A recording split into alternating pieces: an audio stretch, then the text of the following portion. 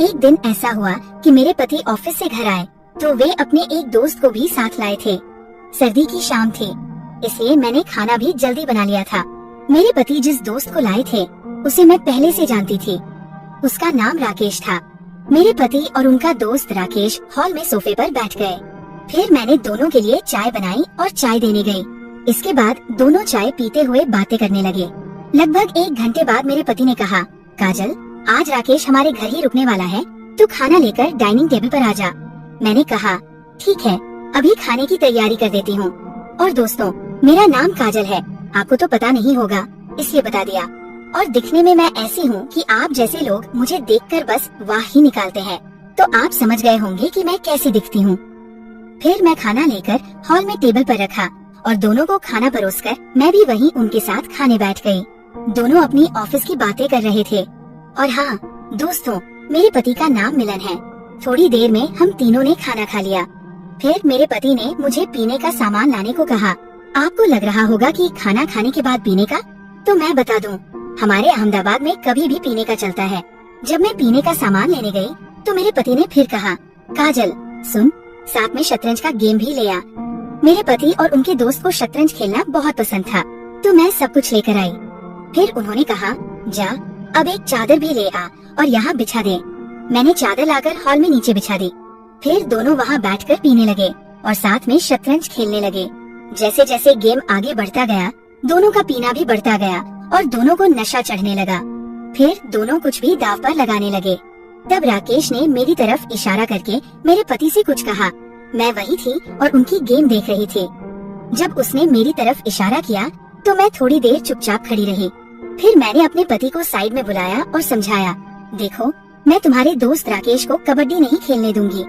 मेरे पति ने कहा, ऐसा कुछ नहीं होगा, क्योंकि मैं राकेश को जीतने ही नहीं दूंगा, तू टेंशन मत ले। फिर राकेश और मेरे पति मिलकर शतरंज का पहला राउंड शुरू हुआ। मेरे पति ने शतरंज सेट करना शुरू किया और देखते देखते गेम शुरू हो गया। मैं बहुत घबरा गई थी, क्योंकि मेरी इज्जत दांव पर थी। मैं अपने पति के पास बैठकर गेम देखने लगी। थोड़ी देर में पहले राउंड में मेरे पति जीत गए। तब मुझे थोड़ी राहत मिली कि चलो मैं बच गई। मेरे पति ने कहा, देखा, मैंने तुझसे कहा था ना कि मैं राकेश को जीतने नहीं दूंगा।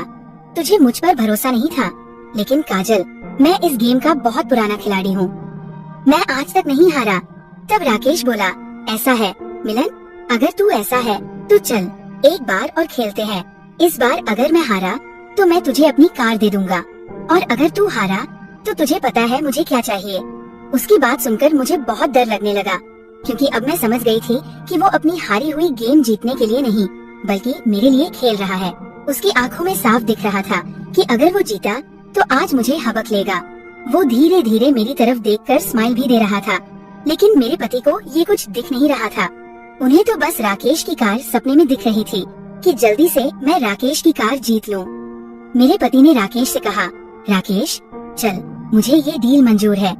मैंने बहुत कोशिश की अपने पति को रोकने की, लेकिन मिलन ने मेरी एक न सुनी और दोनों ने गेम शुरू कर दिया। मैंने दोनों के लिए तीसरा ग्लास पीने का बनाकर दे दिया। वो पीते हुए खेलने लगे।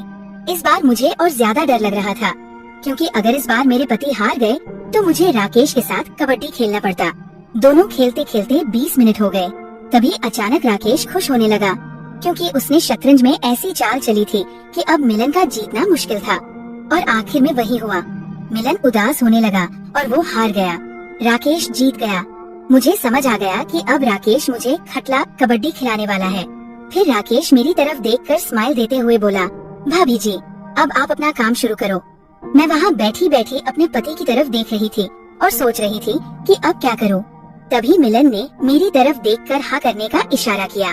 फिर मैं वहाँ से उठी। राकेश और मेरा पति दोनों मेरे सामने ही बैठे थे। फिर मैं धीरे धीरे सब खोलने लगी। तभी मुझे अचानक याद आया कि मेरे वॉलीबॉल तो अंदर से वैसे ही हैं। मैं उन्हें कवर पहनाना भूल गई थी, तो मैं अपने रूम की तरफ जाने लगी। तभी राकेश ने मुझे रोक लिया और कहा, भाभी, आप अंदर कहाँ जा रही हैं? पहले काम तो पूरा करो। मैंने राकेश से कहा, बस 2 मिनट में आती हूँ। मेरा वॉलीबॉल का कवर रूम में पड़ा है, उसे ले आती हूँ।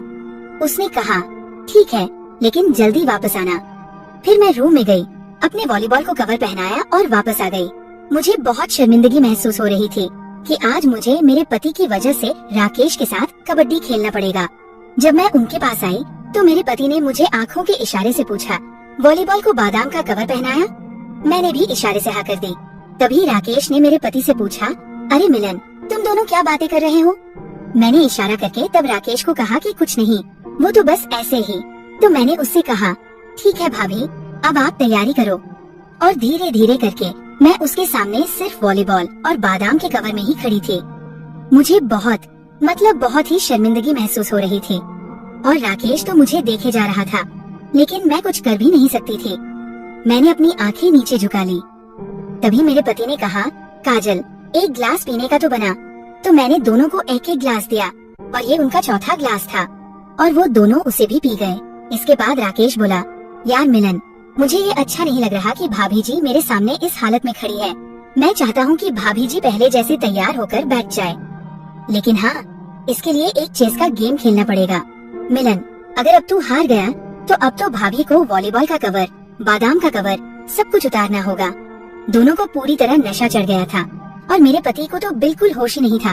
उन्हें अब पीने की वजह से नींद भी आ रही थी। तभी राकेश बोला, देख मिलन, अगर तू जीत गया तो मैं अभी तेरे अकाउंट में 50,000 रुपए डाल दूंगा। उसकी ऐसी पैसे की शर्त सुनकर मेरे पति मान गए, लेकिन मुझे मिलन पर बहुत गुस्सा आया क्योंकि वो अब खेलने की हालत में भी नहीं था।